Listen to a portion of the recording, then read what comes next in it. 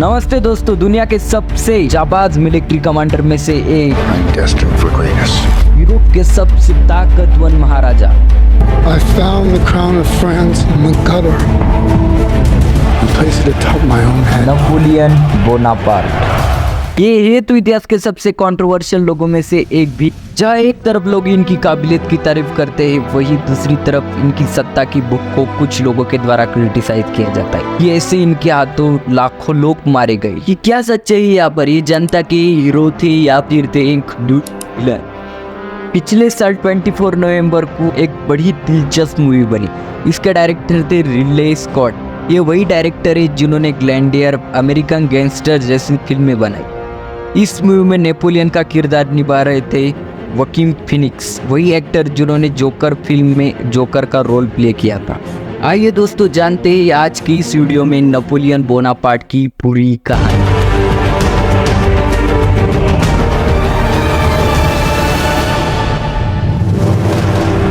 Napoleon का जन्म हुआ था 15 अगस्त सन 1769 में कॉर्सिका नाम के एक आयरलैंड पर।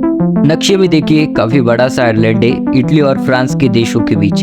ये वही आयरलैंड है जहाँ पर रणवीर कपूर और दीपिका पादुकोण की तमाशा फिल्म का मटरगश्ती गाना शूट किया। जमाने में 1700s का जो समय था, कॉर्सिका पर राज था एक ऐसे देश का जो आज के दिन एग्जिस्ट नहीं करता, रिपब्लिक ऑफ गेनवा। इस देश का झंडा कुछ ऐसा दिखता था और कई सारी टेरिटरीज जो आज के दिन इटली और ग्रीस का हिस्सा है, वो इस देश के कंट्रोल में थे। इनमें से एक टेरिटरी कॉर्सिका भी थी, लेकिन कॉर्सिका में रहने वाले लोग इससे तंग आ चुके थे। कॉर्सिकम लोगों में एक नेशनलिज्म की भावना जाग रही थी, हमें एक आजाद देश बनना है। और आजादी के इस संघर्ष को लीड कर रहे थे ये इंसान पास्क्वाले पाउली। बचपन में नेपोलियन भी एक कॉर्सिकन नेशनलिस्ट थे। वो पाउली को अपने आइडल की तरह देखते थे। 1768 में डिसाइड करते कि ये कॉर्सिका को बेच डालेंगे, लिटरली आयरलैंड भेज देते फ्रांस को। लेकिन कॉर्सिका के जो फ्रीडम फाइटर्स थे वो इससे बहुत नाखुश थे, लेकिन वो कुछ कर भी नहीं सकते थे क्योंकि फ्रांस इतनी इंपीरियल पावर से लड़ना कोई आसान बात नहीं थी। अगले साल 1769 में एक लड़ाई होती फ्रेंच आर्मी और इनके बीच, बैटल ऑफ पोंटेन्यू इसे कहा जाता है। बड़ी आसानी से फ्रेंच इस लड़ाई को जीत जाता है और कॉर्सिका का देश फ्रेंच टेरिटरी बन जाता है। नेपोलियन के पिता एक लॉयर थे। वो खुद कॉर्सिका की आज़ादी के लिए फ्रीडम फाइटर्स के साथ लड़ रहे थे, लेकिन जैसे ही फ्रेंच आर्मी इस लड़ाई को जीत जाती, पाउली को देश छोड़कर भागना पड़ता है और कार्लो वो अपनी साइड बदल लेते। नेपोलियन के पिता इस हद तक फ्रेंच रॉयलिटी के चटुकार बन जाते कि वो कनेक्शंस का इस्तेमाल करते और अपने करियर में ऊपर उठते रहते और उनको खुद के लिए एक नोबेलिटी का स्टेटस मिल जाती है और 1771 तक वो कॉर्सिका के रिप्रेजेंटेटिव बन जाते हैं। ये सब देखकर नेपोलियन बड़े परेशान थे क्योंकि वो अपने पिता को बिल्कुल पसंद नहीं करते थे। लेकिन उनके पिता के वजह से ही नेपोलियन और उनके भाई ओजब को स्कॉलरशिप मिल पाई और इसके वजह से ही नेपोलियन को मिलिट्री कॉलेज में एडमिशन मिल पाया।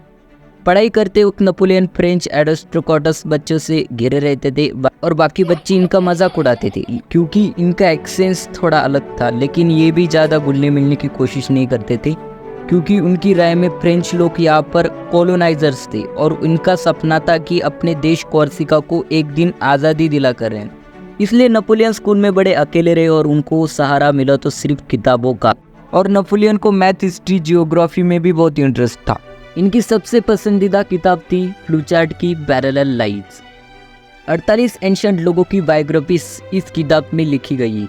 अलेक्जेंडर और जूलियस सीजर जैसे बायोग्राफीज इसमें लिखी गई और नेपोलियन धीरे धीरे अपने आप को सीजर से कंपेयर करने लगी।